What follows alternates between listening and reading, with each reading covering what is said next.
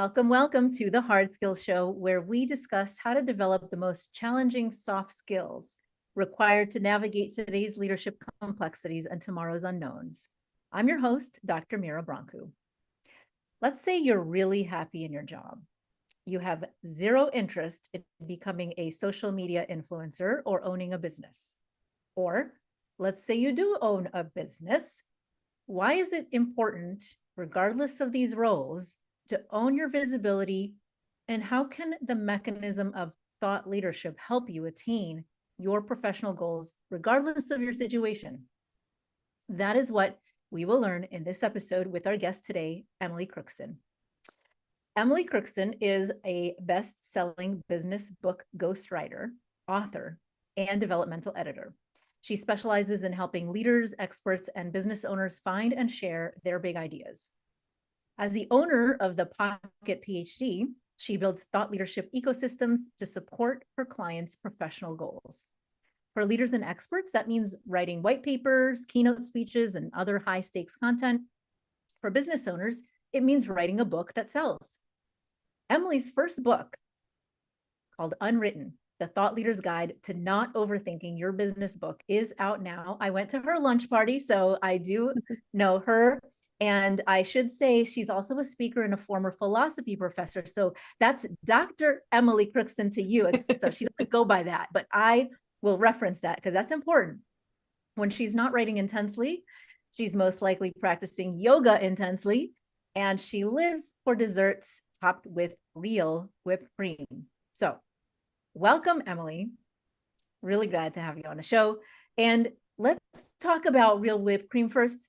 I mean, what's the difference? Why is it better? Can the rest of the dessert world be artificially flavored except for the whipped cream? What's the deal? Yeah, thanks, Mira, for having me. I'm super excited to be here. I could talk about dessert all day, all hour. But yeah, I just who wants to eat whipped oil? That's my only thing. I love dairy. If you're vegan, I'm sorry. If you can't do the dairy, I get it. Cool Whip is a fine replacement, I suppose. But if you're gonna really do it, go for the real thing. That's my feeling. I do kind of agree. My mom makes it from scratch, and that's of course by far the best. Right. And speaking of dessert and loving dessert a little too much, last night, which is a Monday night, by the way, Emily, Monday night, my daughter and I love insomnia cookies, and we ordered literally 7 insomnia cookies and practically demolished it. That's us. That's our thing. Insomnia cookies, by the way, insomnia cookies. I welcome your sponsorship of the show. Yes. In fact, all you need to deliver, you don't have to pay me. You just need to deliver every night. That's right. I'll take the free cookies. Yes. Oh my gosh. And Thanksgiving is coming. So, you got to make your whipped cream decisions, yes. for your pumpkin pie. Seriously, this is very serious, people. You need to make your whipped cream decisions. Right. Emily and I, Emily and I are comfortable with each other because we met in a local women's entrepreneurship group. And although that is no longer around, many of us have continued to maintain good connections. So just again, a plug for the impact of community. I mean, that community was around in 2018. And, 6 years later, here we are, still hanging out. So impact of community, folks. As a reminder, I am your host, Dr. Mira Brancu. I'm the leadership consulting and coaching psychologist, and I'm a founder of Terrascope Leadership Academy, which is a community platform for leaders, especially women and underserved women leaders in disrupted learning and innovation industries. And so if you want to look that up, it's at gotowerscope.com. Now, with an upcoming book that I've been kind of keeping a secret, but Millennials Workbook for Navigating Workplace Politics. It's coming out in December. We're still thinking it's December 3rd, but as you know, Emily, it's always like a guessing game sometimes with the Yeah. layout and when things go off. But because that book is coming out, season 6 and the next few seasons are all going to be focused on navigating workplace politics. And season 6 is actually focused on proactive strategies for positive, honest power and influence. And I really think that thought leadership is absolutely one of those critical, proactive, positive influence skills. So I have personally benefited from applying a thought leadership mindset to my business, to when I was a leader within a large complex organization. And that's what we're going to talk about today. So let's get started with like, what is thought leadership? Let's get started there. Yeah, that's a great question. So a lot of the people that I work with actually don't love the term, and I don't love the term myself either, because I think it's become very much a buzzword. And yes, people do think, like you mentioned in the intro, people think of influencers when they think of thought leaders, or, I always think about some big coach like Gary Vee running around on stage, with a big screen of his face blown up behind him. And, for people who happen to be a little more maybe introverted, like I am, it can be a scary thought that, oh, I'm going to be a thought leader. My ideas are going to be out there in front of millions of people. And what if I say the wrong thing? Am I going to get canceled? All of these questions kind of start flooding in when we think about that. So I actually prefer to talk about thought leadership in terms of expertise. So my preferred term is big idea expert. That's, I think people are a little more comfortable with the idea of being an expert, perhaps, especially if you're maybe in corporate or you're in a government job where, it's not as visible as somebody who wants to be an influencer, right? Not that you couldn't be more visible. Of course, we all could be. But sometimes in these roles, visibility, going viral isn't the number one concern. The number one concern is showing that you're an expert. And I talk about it as owning your expertise, and putting your ideas out there really helps other people recognize your authority and your credibility. So that's one of the biggest benefits. I really like that. Why is it important for people to show and own their expertise, even if they're introverted, working within a large or even small organization, and they're already known as, or they think maybe they're known as an expert in their field? Why is it still important? Yeah, I think that you have to, to move the needle in any way, shape, or form, whatever your goals are. I think that thought leadership can really support that, and showing your expertise can really support that, because whatever you want to do, you need buy-in from somebody.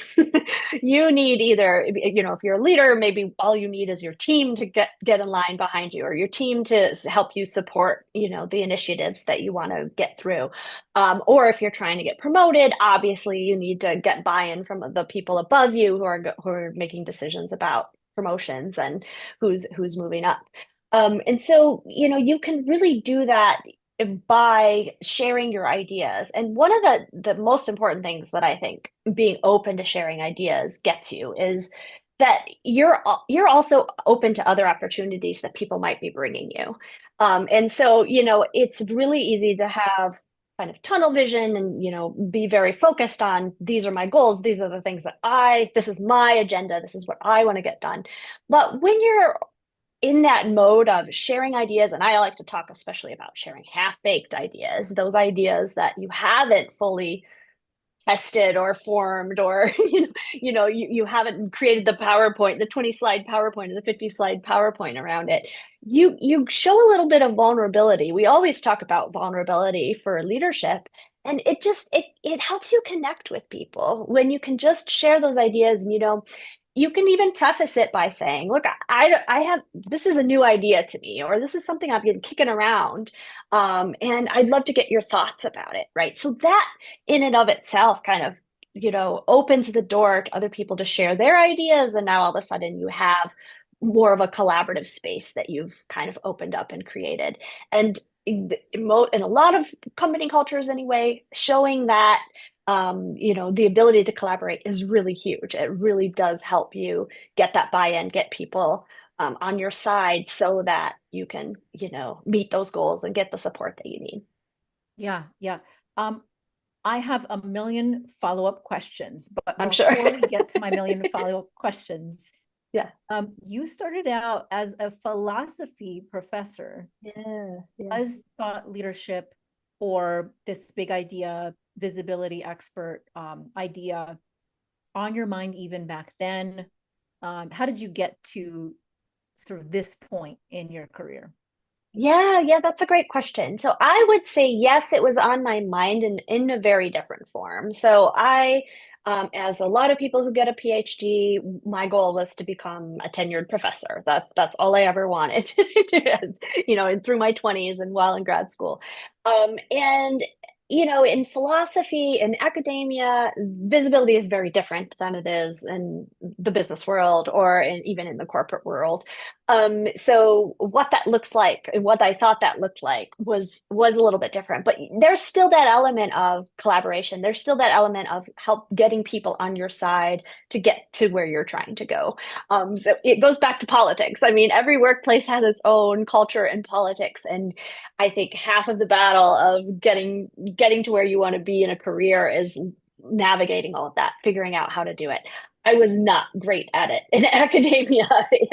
And partly that was because I just couldn't understand all the bureaucracy. I couldn't understand, people saying to me a lot of the time, I had a university position in the South, and the mantra was like, well, that's just not the way we do things here. And I hated that answer every time I wanted to try something new or try something different. I hated feeling like I needed to kind of subvert the system to do things the way I wanted to. So I really ran up against that, hit my head up against that kind of wall a lot. But some of the best professors I knew, just they really figured out this visibility game within the academic space, and they had collaborations. They co-authored papers and books and things with a lot of people, and they just found ways to do the things they wanted to do without pissing everyone off. And I could never figure that part out. So ultimately, that's why I ended up leaving, because I wanted to do things my way. And so when someone suggested starting a business, I was like, that's it. That's the perfect Yeah, solution to all my problems. I really appreciate how you connected this idea of becoming visible, whether you call it thought leadership or anything else, helping your expertise be visible and learning how to do that in a way that is digestible, and that people think of you when they think of those ideas, is part of workplace politics and navigating complex systems. And it is also a part of how, like, if you're an academic, for example, how you get your ideas understood and digested by people who aren't in your tiny world of the people in your research area that read your journal articles and things like that, which can be a fairly small and elite group who can understand at that sort of like specific level of expertise. So how you translate that makes a huge difference. And I remember a lot of my own successes in my leadership role within a large complex system was being able to translate complex ideas simply to lots of different kinds of audiences. Like if I wanted, it's exactly what you said, if I wanted my medical center leaders, who were generally like MBA types, right? Business types, to get excited about the research I did, I wasn't going to get all deep into my methodology. That's what a lot of our researchers wanted to do, is like explain how, the sort of nuance around that, but that isn't digestible and it's not exciting to some people. And so like, how do you sort of distill it down to the most important things that reach your audience, the people who are most likely to either buy your product or give you the resources or whatever. So I'm very passionate about this and I can't wait. We're reaching an ad break, so we're going to take a break. But when we come back, I can't wait to talk with you more about like, how do you implement this, and how do you think about this as an introvert within a system versus as a researcher versus as a business owner, all of those things. So you're listening to The Hard Skills with me, Dr. Mira Brancu, and our guest, technically Dr. Emily Crookston, author of Unwritten. We air on Tuesdays at 5 p.m. Eastern. If you're with us right now and it's live streaming, you can join us on LinkedIn, YouTube, several other locations on talkradio.nyc, and we'll be right back with our guest in just a moment. Are you a conscious co-creator? Are you on a quest to raise your vibration and your consciousness?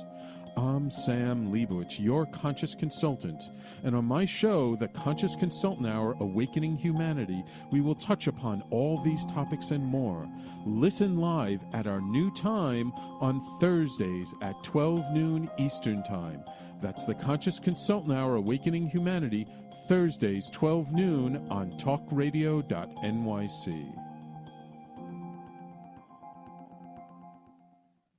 Are you a high-achieving, growth-oriented leader? Are you interested in developing your authentic leadership while creating a healthy, inclusive workplace? Hi, I'm Dr. Mira Brancu, host of The Hard Skills on talkradio.nyc at 5 p.m. Eastern on Tuesdays, where we discuss how leaders develop the hard skills needed to make a greater impact. We interview experts, have live coaching, and tackle these challenges. Listen to The Hard Skills on Tuesday at 5 p.m. Eastern on talkradio.nyc. If you don't have your health, what do you really have? It's time to feel good in your body and shift from struggle to ease. Hi, I'm Elizabeth Tripp, your host of Nourish the Soul, where we explore the sacred wisdom of your body while you sit back, relax, and go on a journey of self-discovery. Join me every Tuesday at 6 p.m. Eastern Standard Time to awaken your heart, transform your well-being, and unlock a deeper understanding of yourself. You're listening to Talk Radio NYC. Uplift, educate, empower.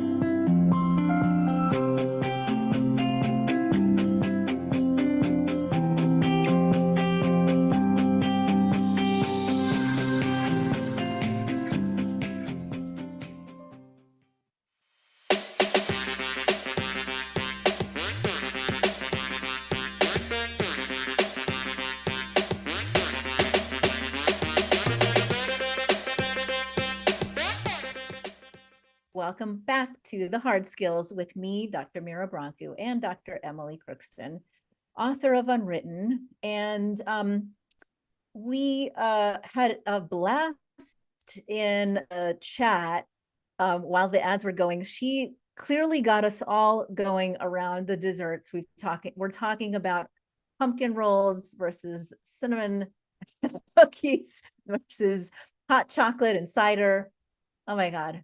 It's going to be hard to focus on thought leadership right now.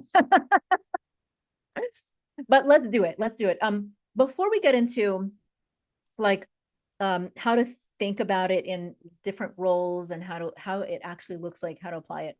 One of the things that you mentioned, I really want to sort of dig in a little bit more, because you sort of inadvertently juxtaposed this idea of tunnel vision versus being open to opportunities. Now, when I think about like the messages I've gotten about how to demonstrate my expertise and in a thought leadership sort of context, I've been told, be real specific, niche, which sounds like tunnel vision.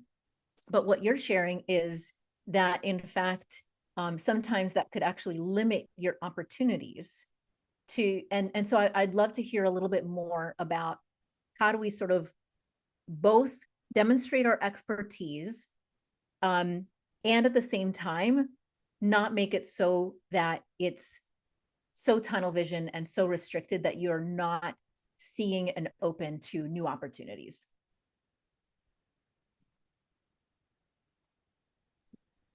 Sorry. Yeah, this is a really interesting question.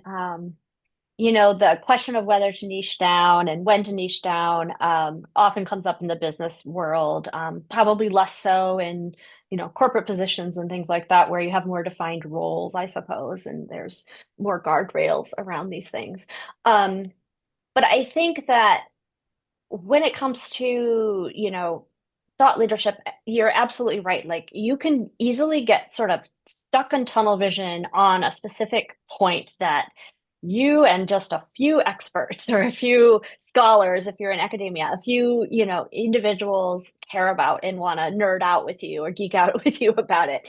And I think the big key is sort of figuring out, what does my audience want to geek out with me about? And I do think sometimes there's the danger of going too far in the other direction, sort of dumbing things down so much that you just sound like every other person in your field. So there is that real delicate balance of, I think you can get nerdy. You can absolutely, go deep into subject matter expertise. And I think people are craving depthy content, especially right now. You can do it, and you can go deep without getting too much into the weeds. But it is a delicate balance. And I think the real key is sort of putting yourself in the shoes of the person you're trying to attract or the person that you're really trying to reach. So whether that's, your email list, your the people on your email newsletter list, or, your team and the people that you're talking to within your company. And I think, if you're confused or if you're wondering if you're getting too deep in the weeds or something like that, or if you're not niching down enough, the easiest thing to do is just to ask people. I've done some market research, and that was super helpful for me. And it's just a matter of getting on the phone with some people who you think could be good prospects for you, or who could be, or who are the people on your email newsletter list, or the people you're talking to, and just, float some ideas. Like this is where it comes, where I like to talk about testing your half-baked ideas with people. Again, like just share some ideas and get the reaction, and then you'll know. Then you'll know if it's the right way to go. Yeah. So let's say I'm a leader within an organization, and or like, a researcher who's a principal investigator, right? So I'm leading a lab, right? And I'm doing great work. I'm getting funded, or, I've sort of started establishing my sort of area of expertise and things like that. What am I missing about why that might not be enough for me to be seen as an expert, even though like I am an expert, right? Like a lot of leaders, and especially people who are experts, like to keep their nose down, keep their head down. They're doing their work. Like people will know that I'm an expert. And clearly that isn't the reality. So what are they missing about the disconnect between knowing they're an expert and demonstrating it, and then other people seeing it and seeing them in that way? Yeah, I mean, I think the biggest thing they might be missing is just what's the goal? If you want to be known as an expert among experts, then that's a very different visibility goal from wanting to be known more widely, wanting to win a Nobel Prize, or wanting to, have your work read by science, get your work into Scientific America versus, the specialty journal for your specific, molecular biology or whatever it is. So I think that it just is, again, in terms of thinking about who's the audience for the expertise. And I understand that too, because how often do you feel like, oh, I'm doing such good work and no one knows about it? I think we all kind of feel that, whether you're an expert or a business owner. It's easy to kind of feel that shouting into the void sort of a thing, or only 5 people know what the good work that I'm doing here, only my supervisor and these other few people, and it's hard. It's very hard to break into sort of that wider, broader influence space that we try to get into. I like to think in terms of ecosystems. It's a lot like, networking. And I know that sometimes that's a scary word for introverts and for people who are experts and a lot of the time, but it's a matter of, again, reaching out and talking to more people and seeing what you can say that's going to sort of bridge that gap, like you were talking about, translating that expertise for others who are out there. It's really just a matter of who can I talk to about this thing, and asking around. I've got this presentation I want to give. What associations should I be talking to? Start small, start with the people within your circle, and then start to expand out from there. I Yeah. think that's the I- best piece of advice. I'd love to hear more about this ecosystem idea.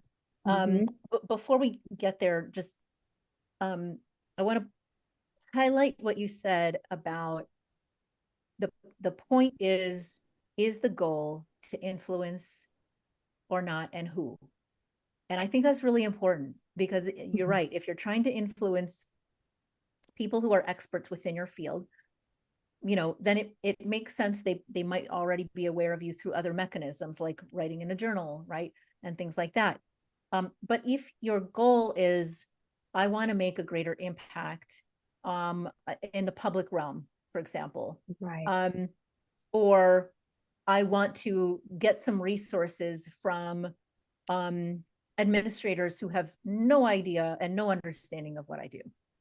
But I think that it could lead to like a win-win situation where I can like grow a center within the organization, or build visibility that helps me and helps the organization. Like, that's a larger impact, a higher level. That's kind of some of the reason to influence, right? And that's really what we're talking about here. So tell us more about ecosystem. What do you mean by that? And how does that relate to networking or influencing? Yeah, so you have to think about, the people in your network and your goals, and whether the people in your network can help you reach those goals. Because, I think we all get to a point where we feel like we're hitting a ceiling with the people that we know. We feel, we're asking around, where can I speak? Where can I, go? Where can I give this presentation? And we're not getting really good answers, or we're not getting answers that we haven't thought of ourselves. It might be time to expand the universe that you exist in, expand your ecosystem. And so you can think, okay, well, look around, who has done what you're trying to do. That's a really good place to start. A lot of people are so generous, and they will talk to you for days about what they've done, especially if you flatter them a little bit and say, I see what you're doing and it's amazing, right? We love to be seen. So if you can say, look, I see what you're doing, it's amazing, I want to know how you did it. Like, can we get coffee? Can we talk about it? That's an easy way that I found that works for me, that works for my clients, to just kind of expand that audience, expand that network a bit.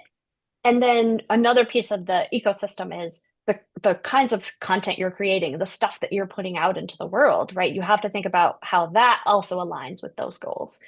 So it's a matter of connecting the things that you're good at, the things you love, the things that you feel like could create that influence, that ripple effect that you're trying to create, and then connecting that with the people, right? The people who can help you get further, the people who need to hear what you're trying to share. I have never thought about it this way, and I really love this. Like, when I think of thought leadership, I think about it as such a one-way kind of conversation. I have something to share, and everybody must listen, and everyone will most certainly be interested in what I have to share. But a lot of what you're saying is like sharing half-baked ideas and putting it out there in the world, asking people questions, taking people to coffee, to like sort of exchange ideas. It expands knowledge, not like gives knowledge necessarily, but expands it, and it creates communities. It adds the people side of the ideas. I love that. Let's pause there. We're reaching another ad break, and when we come back, I'd love to hear more about like practical ways anyone can start putting their ideas out there in a way that is less about like me and my ideas, and more about like expanding our knowledge and bringing people into the ecosystem. Love it. We'll be right back in just a moment.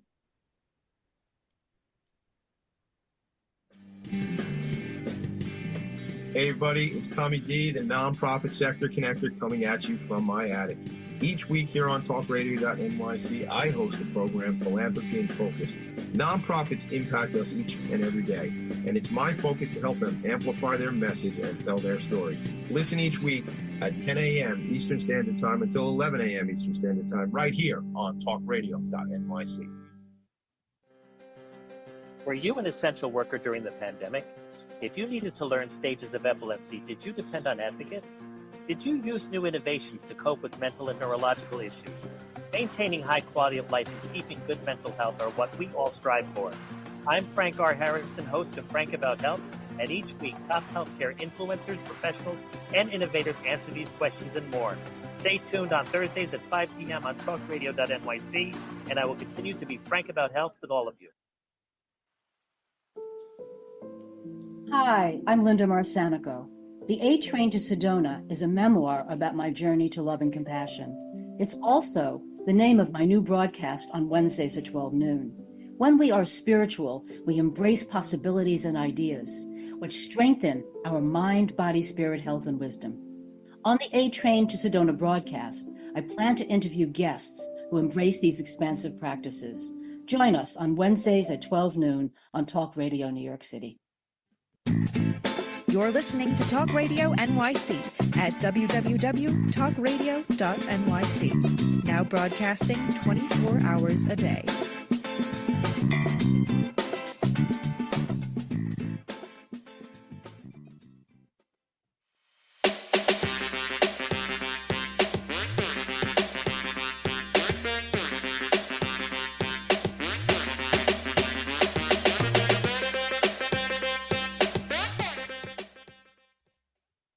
Welcome back to The Hard Skills with me, Mira Brancu, and our guest today, Emily Crookston.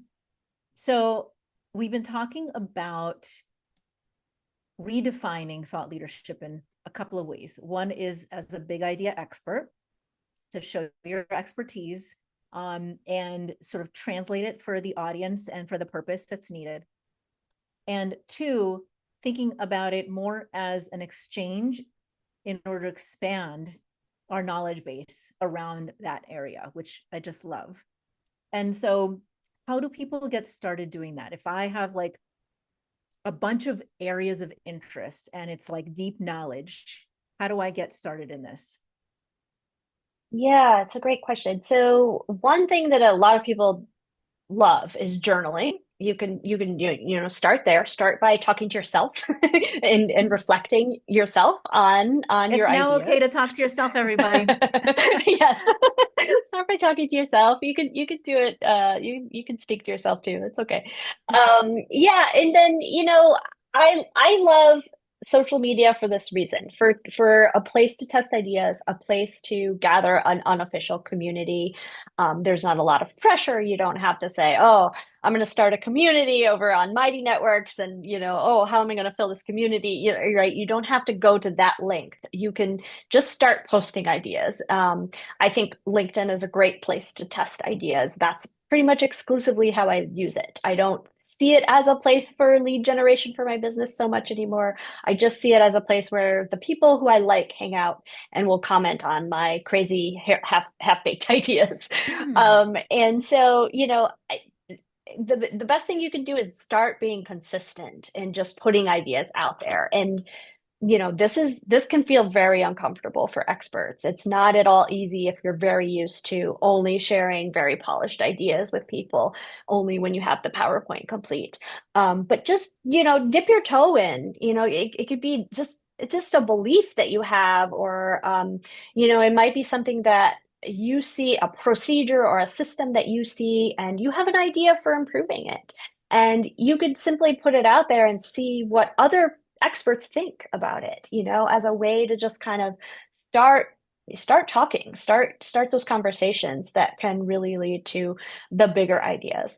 And this is especially true if you really do have the goal of sort of reaching a more lay audience, a less expert audience, because those folks are on LinkedIn. That's where you can reach them, or any social media platform really. But that's the best way to reach a different audience from the experts. If you feel like you've been being siloed and you're only talking to experts, that's what I would say is the first step. Just kind of start reaching out and do it in a way that feels good. You know, if it's once a week, it's once a week. That's okay. That's a perfectly good place to start. But I do recommend something consistent. So if it's once a week, great. If it's once a month, okay. But, you know, just have a plan to do it more than once so that, you know, you don't just do it once and say, oh, that didn't work. And then, you know, get stuck. So, you know, you want to try it out. Yeah. And, you know, just thinking about my own way that I've leaned into this, you know, like I had to identify what were the right platforms that felt right to me. And so LinkedIn felt right to me. Psychology Today is another place that I write. Makes sense as a psychologist, right? For me to write in there. Now, the thing that I learned as I dipped my toe in that water and sort of supporting what you said here is it is a time to experiment, not to perfect. And that was, if you're a high achiever, which nearly everybody who listens to me is, then that means you've struggled sometimes with perfectionism, struggled sometimes with fear of failure. If you're an introvert, you might also have social anxiety on top of that. Some don't, some do. And that means that this public stuff is going to feel uncomfortable. And when I was putting my ideas out there, first of all, like it took a lot of strength just to press publish. Yeah. And then when people didn't like my ideas, it took a lot of strength to just sit with it and allow myself to think, is this about the person? Is it about my message? Is it about how I crafted my message? Can I learn anything from this besides I hate this process? Yes. And I did, but it was hard. It was really hard. But what ended up happening over time, once I got comfortable with that level of like openness and putting myself out there, is I started really paying attention to what resonated, which is another piece of what you mentioned here. Yeah. And when I started paying attention to that, I was like, oh, people really like that. They like that topic, or they like how I put that. Let me write more of that and see what happens. And that continued to help me hone and craft and hone and craft. And right now I'm writing a book. Yes, a third book.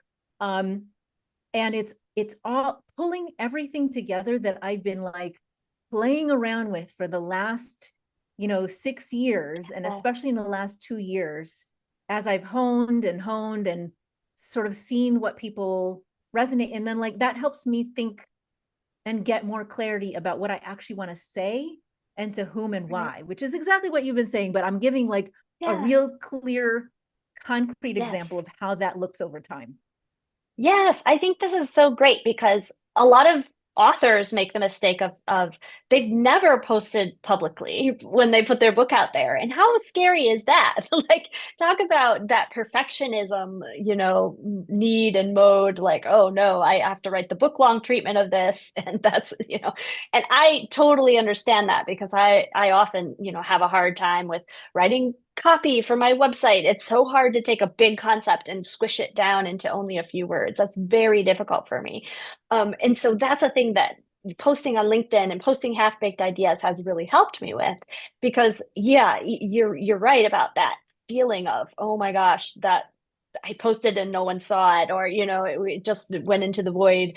And those reflection questions you shared, Mira, are just gold, like curiosity, like what happened? Why did it, it can be as simple as, oh, well, that wasn't the right time of day to post on LinkedIn. Nobody's around on LinkedIn at 2 p.m. or whatever it is, so, stepping back and being able to ask those questions, like what went wrong? Why didn't this resonate? And then when it does, when you do hit on something, again, asking those questions, why did it resonate? Why did it work that time? And how can I build on that?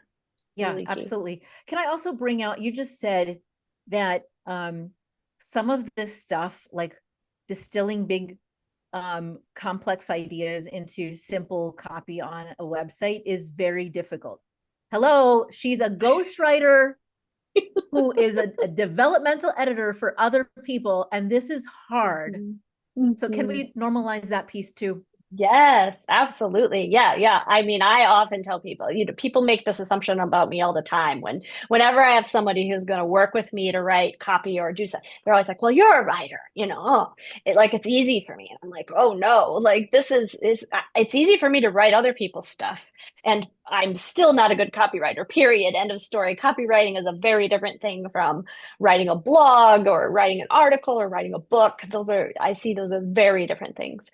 But yeah, it's just because you're good in one area of one type of expertise doesn't mean that translates into all these other areas. And that's really important to recognize. And I think it's important when you're thinking about trying something new, you're not going to be good at it the first time. I also have a hard time with this. I've been trying to pick up some art or, do something, with my hands and I recognize the benefits of all of that, but oh my goodness, my perfectionist monster just will not let me rest when it comes to that. And I have to keep telling myself, well, you have to practice, you have to do it a lot to get good at it, and that's true of most things. Yeah, absolutely. And speaking of overthinking these things, a lot of the leaders that I work with are also folks who work in highly regulated industries. And they are very worried or uncomfortable with whether they can lean into the idea of sharing big ideas without causing problems for their organizations, or how to represent themselves versus the organization. How can they think about navigating this? Yeah, this is a real tough one. And, full disclosure, I've never been in corporate, so I've never had to navigate exactly that kind of situation. So take everything I say with a grain of salt. But I think there are different levels of controversy, different levels of new ideas that you can be sharing, and you have to do it within the guardrails that you're being given. But I think oftentimes we think, oh, the culture is so closed. We have to be yes people all the time. And that's the only way to get ahead in this organization. And when you have that thought, I just want you to reflect on it and ask yourself where it's coming from. Because I think sometimes that's like a rumor, or that's like, the thing that people say, but is that what your supervisor believes? Is that what the higher ups believe? Right? Who's getting promoted? What are they doing? Right? Asking those questions, I think, is really important. And then figuring out where you can be comfortable sharing big ideas. And that might be as simple as, going to lunch with people within your own industry to chat, just to strategize about how you can navigate the situation and get done the things that you want to get done. Right? Again, it's a matter of finding your way through this ecosystem that you have around you and figuring out how you can do it. I have a client he's the CFO of a law firm. So he's got a lot of guardrails around what he can say. Yeah. And I've been working with him on his LinkedIn posts, and we started talking about vulnerable leadership, and he wasn't even sure he wanted to go there. But I tell you, those posts have done amazing for him. And it's a matter of getting out of that comfort zone and figuring out where you can make that absolutely difference. The good news is, if you're in a highly regulated field, guess what? There are rules they have in policies. Like, I promise you, they're there. You just have to find them. And then often also checking in with either the legal or your supervisor or whatever, like, here's what I intend, just confirming I can share this, not share. Okay, good. So there are lots of policies your organization probably has. You just have to go find it and read it. All right. So we're reaching another ad break. And when we come back, let's talk through what sort of immediate next steps people might want to consider for how to put all of this together and get started, especially if they're new to this. So you're listening to The Hard Skills with me, Mira Brancu, and our guest today, Emily Crookston, and we'll be right back in just a moment. Are you a high-achieving, growth-oriented leader? Are you interested in developing your authentic leadership while creating a healthy, inclusive workplace? Hi, I'm Dr. Mira Brancu, host of The Hard Skills on talkradio.nyc at 5 p.m. Eastern on Tuesdays, where we discuss how leaders develop the hard skills needed to make a greater impact. We interview experts, have live coaching, and tackle these challenges. Listen to the hard skills on Tuesday at 5 p.m. Eastern on talkradio.nyc. Hey everybody, it's Tommy D, the nonprofit sector connector, coming at you from my attic. Each week here on talkradio.nyc, I host the program Philanthropy in Focus. Nonprofits impact us each and every day, and it's my focus to help them amplify their message and tell their story. Listen each week at 10 a.m. Eastern Standard Time until 11 a.m. Eastern Standard Time, right here on talkradio.nyc. Are you a conscious co-creator? Are you on a quest to raise your vibration and your consciousness?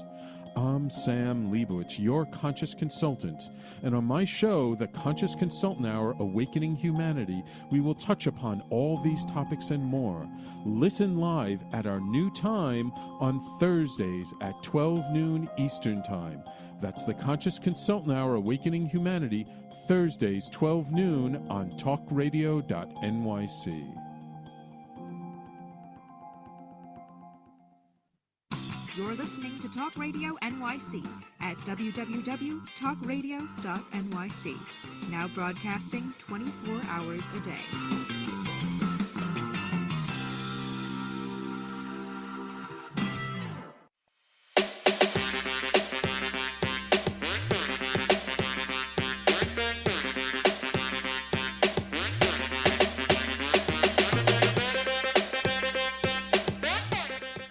Welcome back to the Hard Skills with me, Dr. Mira Broncu, and Dr. Emily Crookston, our guest.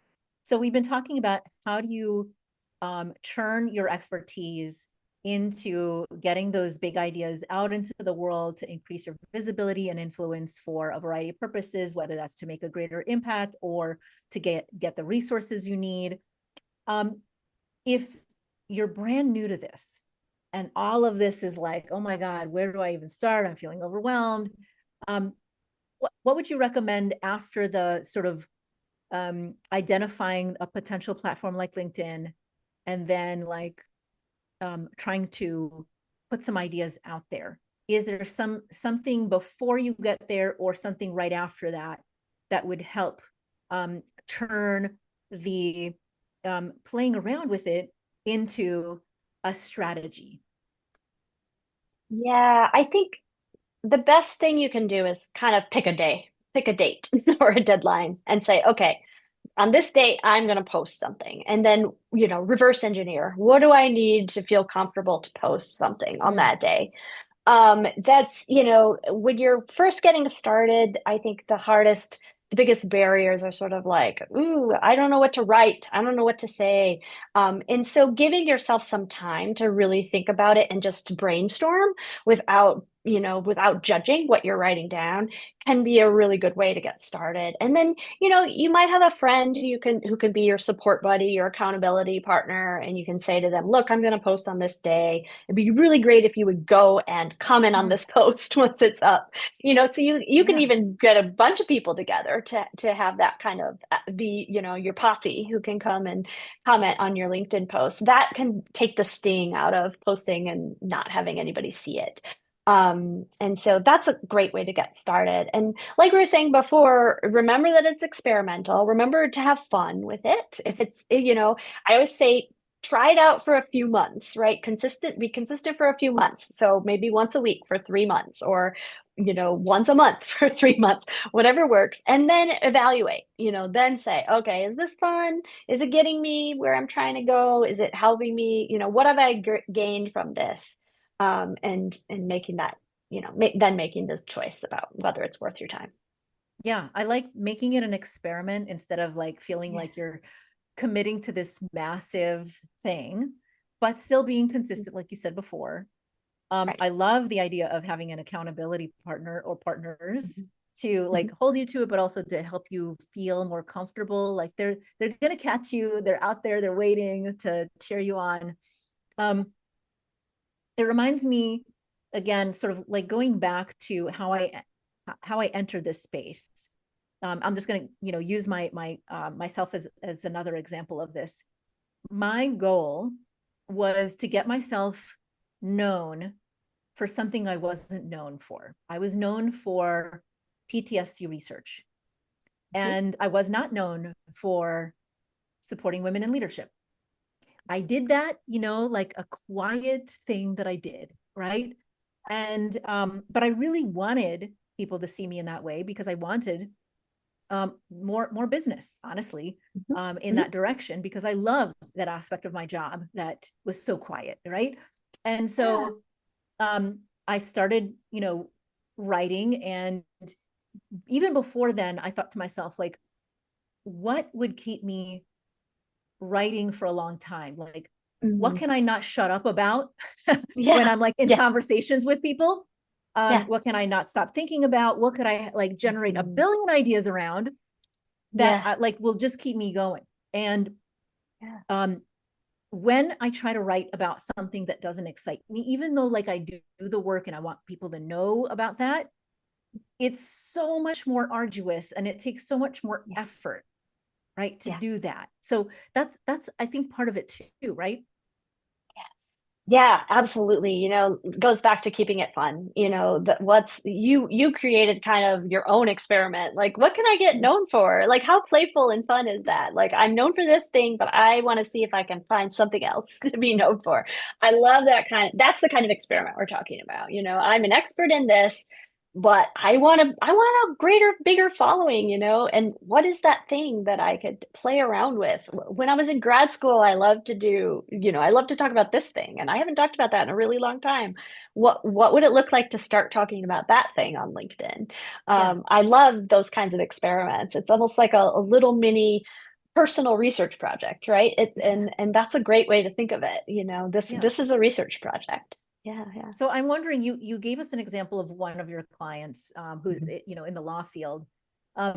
What are sort of like common clients you get? What are the questions you get? What are the challenges you often see when people are new to this and they're just starting out and trying to use this big idea, expert engagement out there in the public?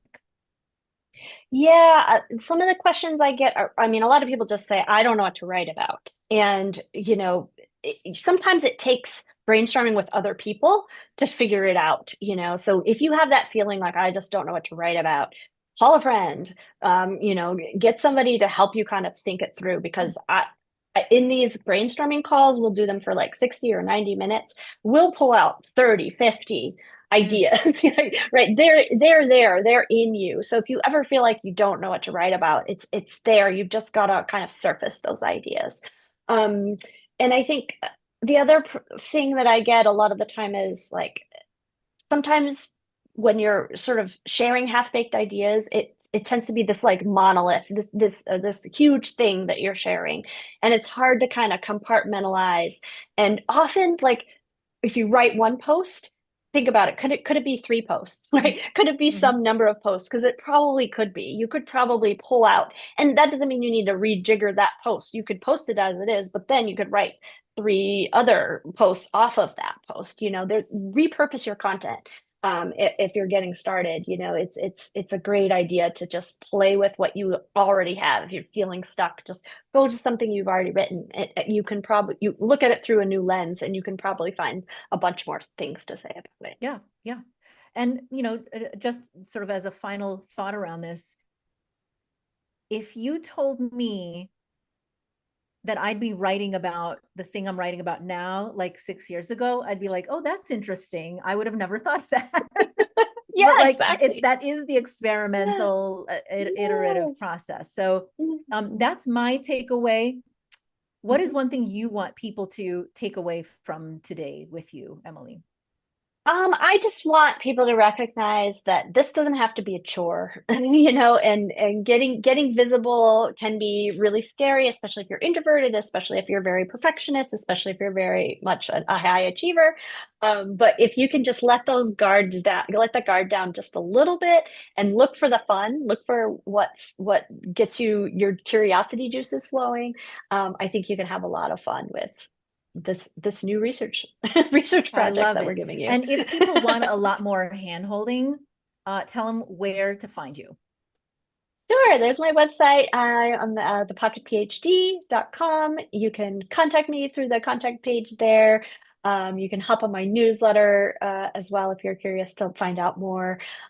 It's all about, we start with finding your big idea. And from there, it often leads to a book. Sometimes it just leads to more content for you. So yeah, there's my mini course, Find Your Big Idea. It's a freebie.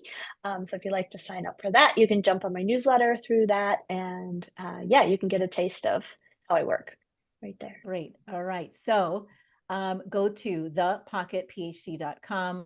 I'm obsessing over your website. I'll thank you. need to sit on that for a while. Okay. Thank you. Yes. So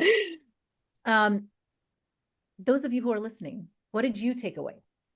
And more importantly, what's one small change, one big idea experiment you can implement this week based on what you learned from Emily? Share it with us on LinkedIn. You just found out she's on LinkedIn. I'm on LinkedIn. So we can cheer you on.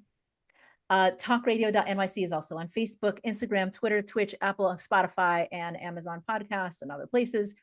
Help us increase visibility. Speaking of increasing visibility, help us do that as well. Share it around, leave reviews. That helps us.